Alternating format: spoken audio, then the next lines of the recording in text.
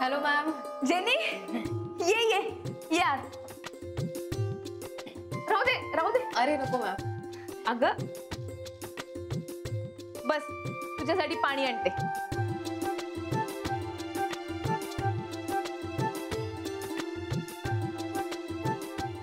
घे. थँक्यू. अगं जेनी हे तर चालले गेले ऑफिसला. मॅम आज मी सरांसाठी नाही तुमच्यासाठी आले. हा केक आणलाय तुमच्यासाठी. अगं माझ्यासाठी कशाला? राहू दे. मॅम हा माझ्या मॉमने बनवलाय, खास गोव्याहून पाठवलाय. प्लीज घ्या. त्यांना कशाला उगीच चौगीच त्रास. असं कसं मॅम, तुम्ही एवढ्या प्रेमाने आमच्यासाठी लंच आणलं आणि त्या दिवशी मला पिकल सुद्धा दिलं. I really loved it. म्हणून मी तुमच्यासाठी केक आणला. घ्या ना. मग काय फिट्टमफाट करून राहिली का?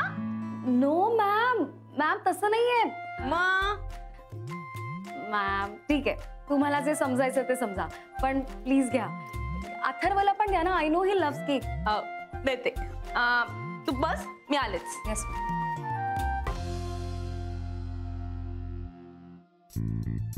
जेनी तुम्ही राधिका कुठे आहेत.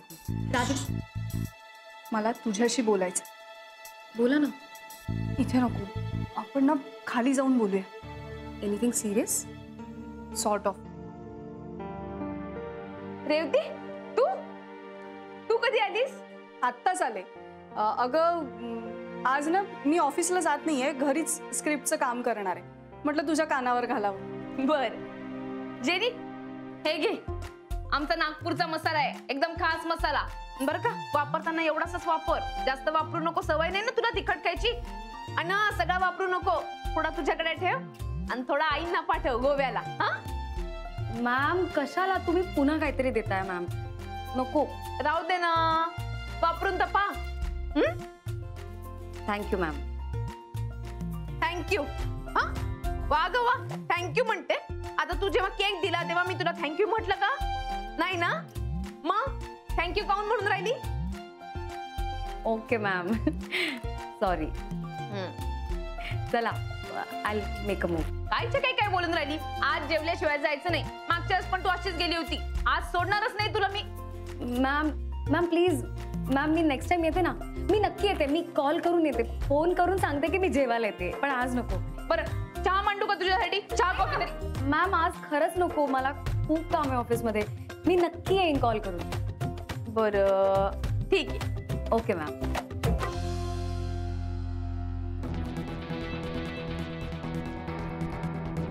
चलो ma'am, I make a move. नीट जा. Yes ma'am. थँक्यू. राधिका मी पण निघते आता. नाही चहा मांडते ना तुझ्यासाठी.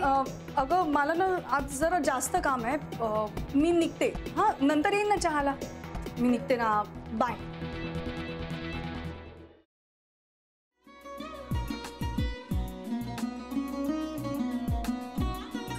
लावू का? असाच लावू ना.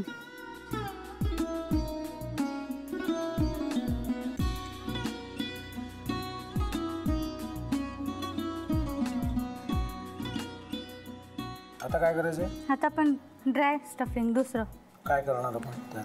आपण ह्याच्यात मेयोनीज न टाकता बाकीचे सगळे साहित्य टाकायचे.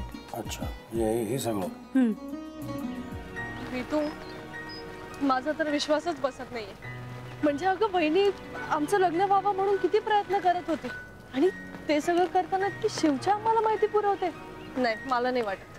गौरी खूप चांगली असतो म्हणून तुला सगळं जगत चांगलं दिसतं, पण शिव उगाच बोलला असेल का? त्याच्यावर विश्वास नाहीये का तुझा? शिववर पूर्ण विश्वास आहे मी माझा.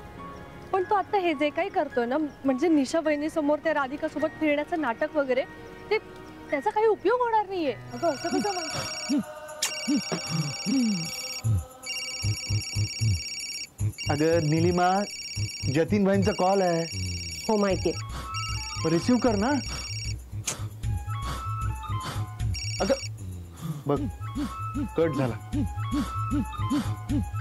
आता तू रिसीव केला नाहीस म्हणून ते मला करतील. अब पुन्हा आला बघ.